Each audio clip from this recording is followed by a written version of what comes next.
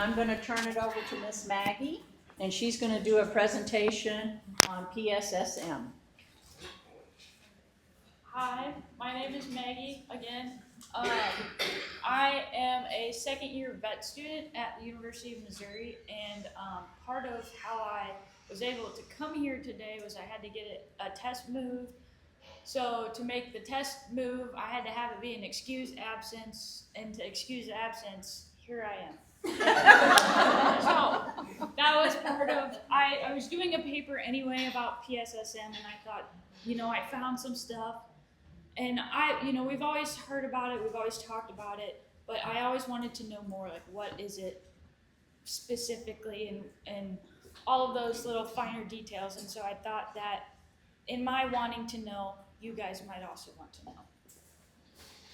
Okay, so this is a historical picture of the Paul Ann stables. They had a 6-horse hitch of mares.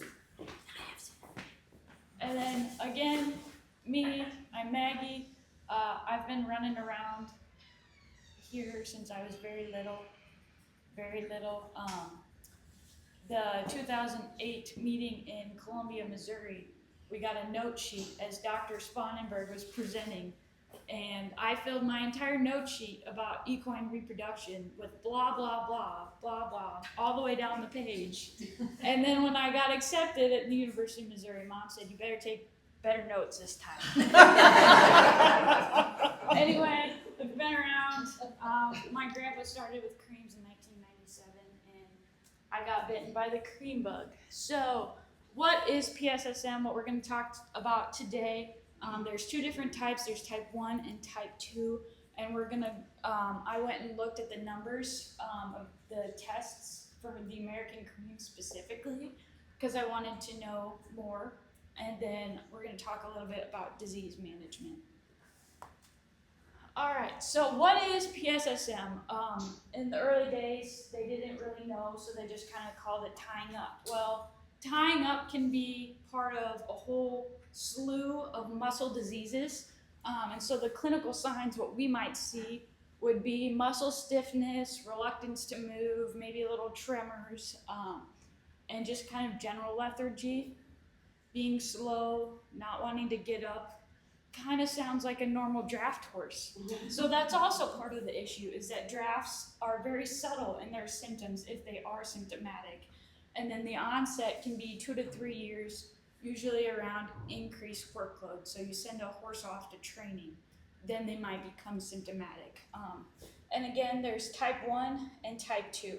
So type 1, they have attributed to the GYS1 mutation, which we'll talk more about on the next slide.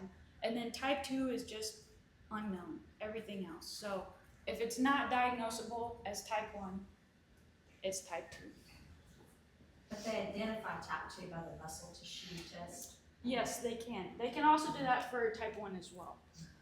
So type 1, that's a mutation in the GYS1, which stands for glycogen synthase enzyme. So basically, we have multiple functions of muscle fibers. We have type 1, which is your slow oxidative muscle fibers, which that means they're the muscles I use just to stand up. Those are the muscles I use to exist. Type 2 are our exertional muscles, and so those use glucose, and when we store glucose, it gets stored as glycogen in the muscle. So our GYS1 enzyme is responsible for storing all this glucose. So he's the little guy packing all the suitcases into the airplane, and if he's got this mutation, he's just going to keep chucking and chucking these suitcases. Well, we have a steady rate at which the suitcases float out of our airplane on the other side. So what's going to happen if we keep chucking suitcases in our airplane and they're still being used at a steady rate? So that's the issue. One of the issues that we run into is that our muscles can be in a starved state even though we have stored up all this energy as glucose.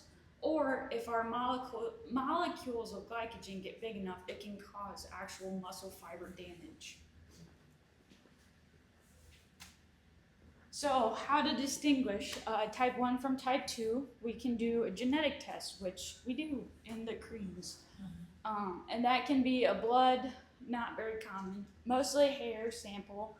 And then you can also do the muscle biopsy, which is the presence of glycogen. So you would look at, if I have a really asymptomatic animal and I want to test even further, I can do a muscle biopsy and look and see, okay, yes, we have glycogen. This would be just a confirmatory test. And then the abnormal muscles as well. And then, so type 2 is very similar signs, somewhat similar management, but again, it's more of a diagnosis of exclusion of here are muscle diseases. We think it's PSSM, but it's not type 1, so it's got to be type 2. It's just kind of narrowing our kaleidoscope. And so we're going to talk a little bit about terminology first. I'm just going to define a few things so that way we're kind of all on the same page, because the lingo, as I was reading it, it just kind of gets confusing. So a carrier is one that has more than one copy, one or more, of the GYS1 mutation.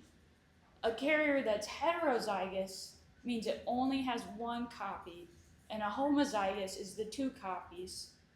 And then asymptomatic means that we have one or more copies, but we have a clinically diagnosed carrier that is not showing any signs.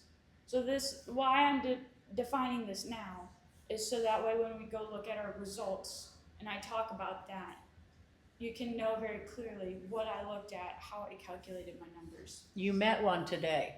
Junior is asymptomatic. He's had the test done. He's Hetero. homozygous. Oh, he has two copies. He has two copies of PSSM. So he would be a 2-copy asymptomatic, a homozygous asymptomatic. And then we would have a clinical or affected animal would be this animal's in the hospital, something's not right. It doesn't even have to be as severe as that, right? It could be my horse has the muscle tremors. That would be classified as an affected or clinical animal. Maggie, is it much worse to have 2 versus 1? Are they more likely to get ill if you have 2? So that's a really great question. Theoretically, yes, but we'll talk a little bit more about it later about the actual prevalence. Actually, this slide right here, the actual prevalence doesn't really determine our symptomatic, because this is a disease that can be managed by nutrition and regular exercise.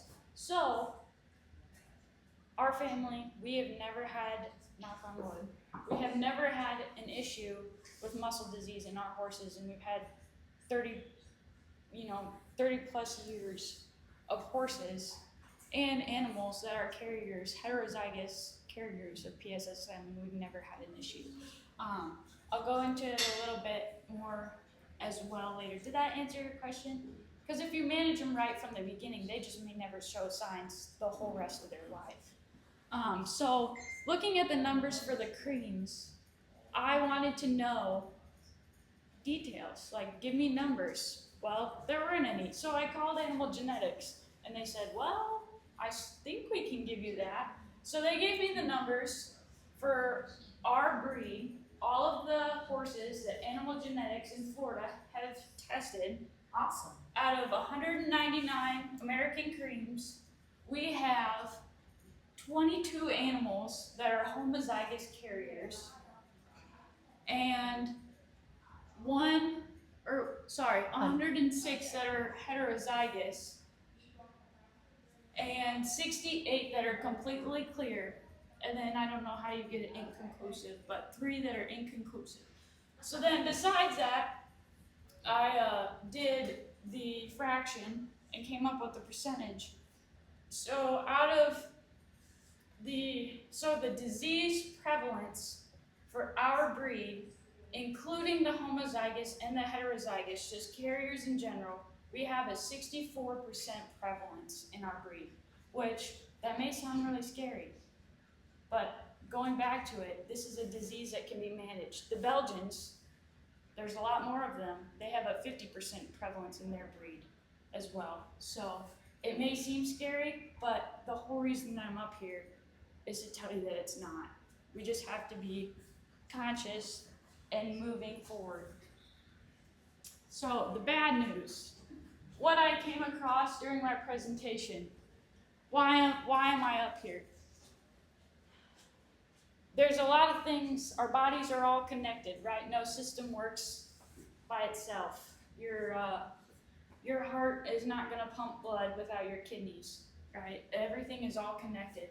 So what they did, kind of going back to your question, Sue, I read a study that this first headline here is that they had a double PSSM mare, so a homozygous mare that had never shown symptoms, but she was in, I think it was a dystocia, or she was having surgery or something.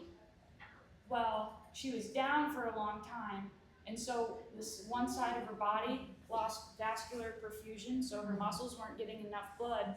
Well, when she woke up, she had signs of PSSM. So there's always that underlying risk of, if you don't have a clinical animal, but you have a carrier, there is the risk that under certain circumstances and certain stressors, you could have a clinically affected animal. So it puts our animals at risk for anesthesia or something like that, because you would be losing blood flow under anesthesia because everything slows down. So there's the potential that you could have a PSSM event. But you could have that potential even if you don't have PSSM. Then. Yes, exactly. And so that's the other flip of the coin. So the second headline here is, in humans that have similar glycogen storage deficiencies, they have also identified a subset of a mutation that's similar in hearts. So that would be really bad if your heart muscle just decided to stop working. And due to not having enough energy, but the good news is about that is they haven't found anything conclusive in horses, because again, there's so many other factors at play. And then the third headline, again, is just reaffirming that there's so many other factors at play here. How can you pinpoint one thing? Yes, there are things that may snowball into other things. So like horses that are more prone to or have the mutation with the glycogen storage, they could potentially become insulin resistant. Also horses that have metabolic syndrome, they can also become insulin resistant. That's So- at least deficient. Yeah, well, Kind of. no, not exactly, but again, this same vein, a lot of Cushing's horses are also metabolic. Yeah. So nothing works individually in the body. So again, I'm not trying to scare you guys, but it's also related. How do you know? You know? Anyway. So the good news. Yes, Linda. Have they done any research to see if we've got a 68% Mm-hmm. and the Belgians have a 50? Yes. What is the comparison to a light horse? These are draft horses, and I I just was wondering. Okay, is this something that's like very common in a draft horse as Yes. opposed to a light horse? Is it just because they've got more body mass? Or yes. Yes. So to answer your question, yes, it is more common in drafts. I would also assume that yes, it would be because they have more muscle mass, but also light horses have it as well, and they have very similar muscle diseases. Okay. The quarter horse people, HYPP, it's along the same line of muscle disease. It all fits in our big pot. Okay. So the good news is, like we talked about, it can be managed. This is my mare, Goalie 751. We looked at her pedigree earlier. She has had a lot of babies, and she has been fine. She is very plump, rotund. She was also at the last meeting, but that's because she was pregnant too. But I have never had an issue with her, knock on wood, and that's because I believe that she has been managed properly. So as long as we are managing with a forage first approach, we can provide fat as a dietary supplement, but I would caution those for asymptomatic horses especially. I would caution using fat because you could almost push them over into metabolic land of they have too much. But this is the diet management of a forage first approach is trying to reduce the amount of carbs in the bloodstream. So then that way you don't have as many carbs available to put back into the muscle, put into that glycogen storage. So we're trying to reduce the problem before it starts. But it's not a hard maintenance. Like some diseases in horses is a hard maintenance, but this PSSM isn't something that is hard to upkeep and manage. And Correct. yeah, that's I think people need to understand it. It's not going to be out of their way to give hay first. No, yeah, absolutely. So really just pushing the forage, like Tiffany said, because our horses, like they said with Junior, understanding that we need to match our horses' energy requirements with their actual life cycle. We all like to feed them, but they can eat very well by themselves. They can take care of that. They can look at grass and get fat or hay. So they know probably better than we do. So the grain, I think, is sometimes, a lot of times, more for ourselves. Unless you have a horse that is really hardworking, really strenuous life cycle.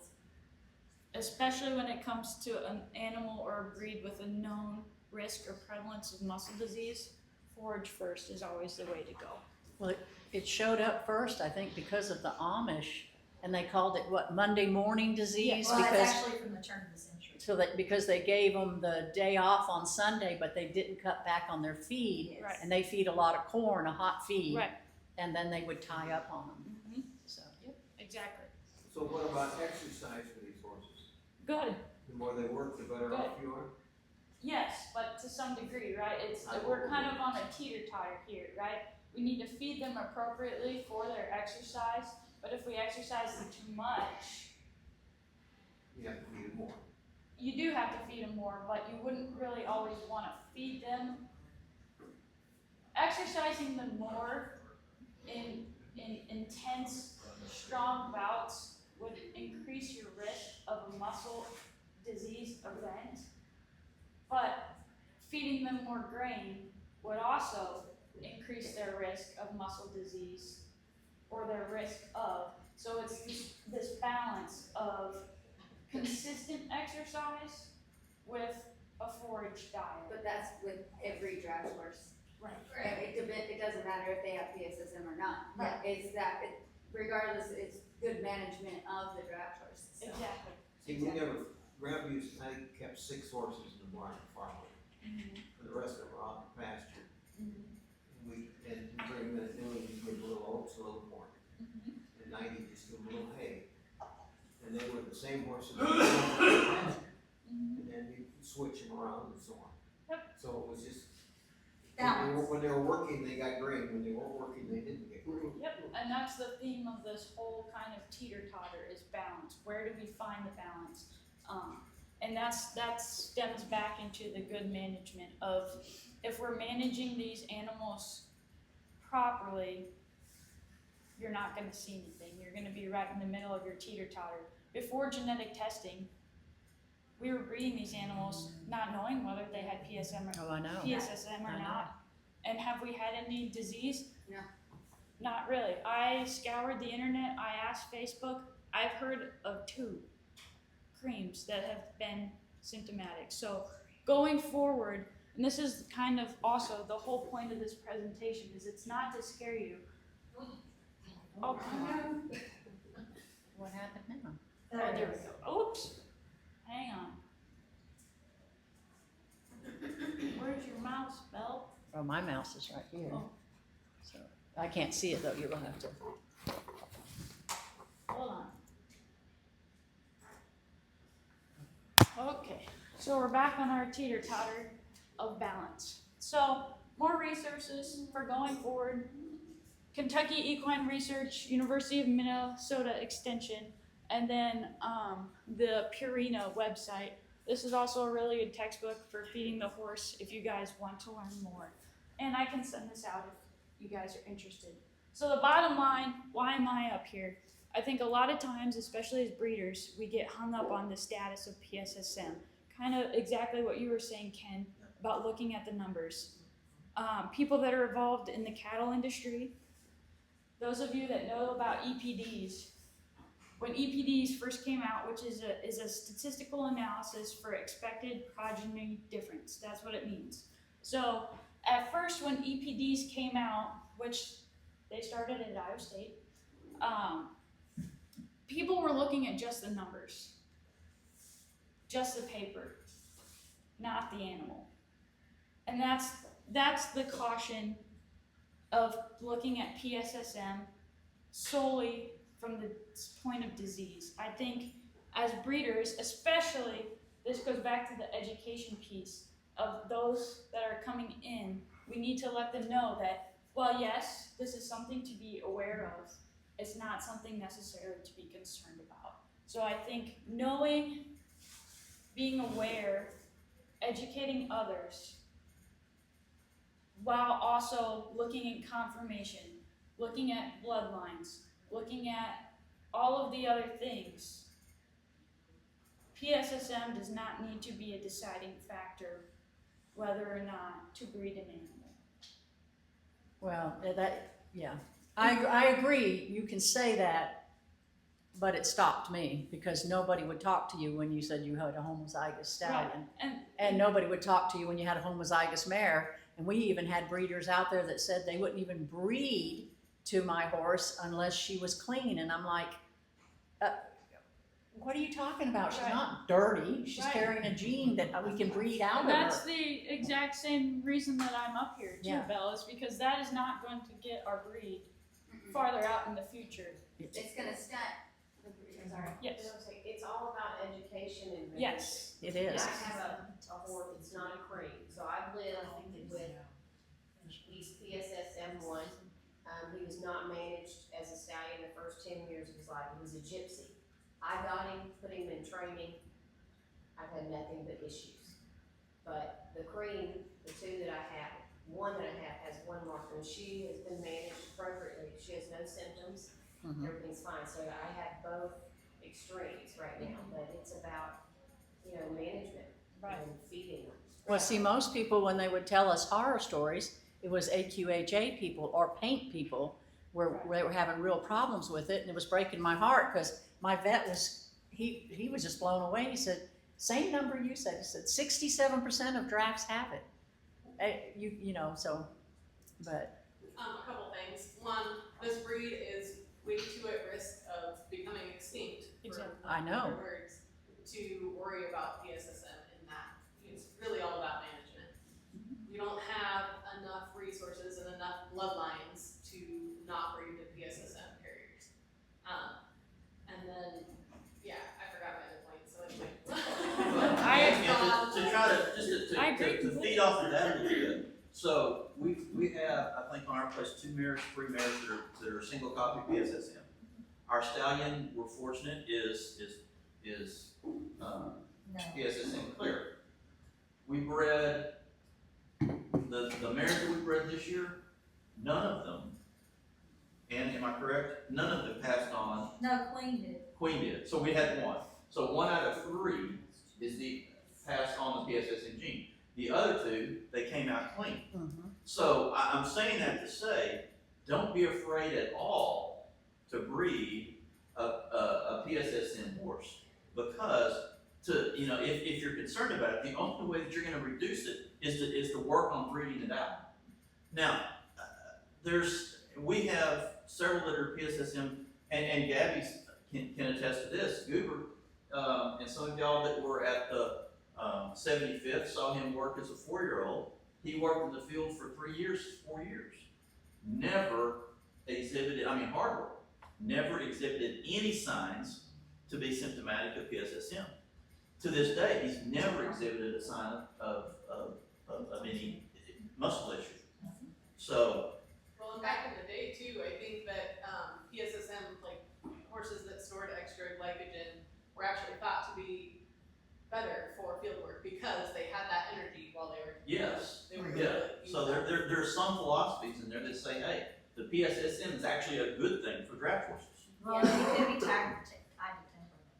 Well, Yes. Is and it like- to go off what you were saying, Belle, I have run into that same issue before as a breeder trying to sell animals, and it's disheartening and it's discouraging. But as the sentiment is echoed in the room, we don't have the luxury of animals to being able to be that picky in our selections. But that's where it starts, as a conversation of, hey, well, actually, in our breed, I don't know about this other breed, but saying to whoever, and It's education. all you can do is say your piece, right? Whether they're gonna listen or not, but just explaining the situation of, yes, this is a concern, but it's not our prime concern. And so just kind of having that conversation, starting that conversation is going to be our due diligence as breeders in educating others. Well, I see it. That's kind of like our discussion we had with Jeb. Yes. Yeah. Yes. And we wiped Jeb out, yeah. Oh, yeah, we wiped it up. But I- completely. But Jeb is completely different because it's Well, not managed. full dive. Yeah, it's not managed by diet. That's a little more The priority. Pelicans were covering it up. Yep. They didn't even let anybody know that there were carriers. Yeah. So that's how our horses ended up with it. Right. But PSSM could be the same type of thing, even though the bulls don't die from it. You can use those to go on and keep breeding it out. Well, but going back to what Maggie said, there are some vets, the one in Virginia, he said that there are some things, he said we may not want to wipe out Exactly, I PSSM. think it's tied to. He says it has benefits. It has benefits, but we never talk about it. Their temperament to be so, Yeah, I Way can't back speak easy to that because I'm not well, familiar no, with there's that not a information. study on it, No. but there are things that Temple Grandin has studied that are tied to temperament. Yeah. In fact, Walk in, this deter you from breeding. yeah, walk into the hospital on Monday and say, what do you know about this? Linda? One thing to consider is, grass hay is far cheaper than a whole bunch of grains. Yep. Unless you're giving feed that gives the trace minerals and the other aspects rather than carbs. If you're feeding something that's light, unless your horse is working really hard, or it's got bad teeth and needs some extra. Understand what that animal needs, don't just go spend money because, it needs more fat. Right. It needs more carbs, that's expensive. Right. Yeah. So, yeah, good quality grass hay. Well, I think starting this conversation and sharing as breeders and horse owners, talking about it allows us to go out and better educate others. So that's kind of why I wanted to start this conversation again and just kind of make this point that, a lot of us, we already inherently know, I just put numbers behind it, right? And so then that way we can go out and educate others. Thank you. I want you to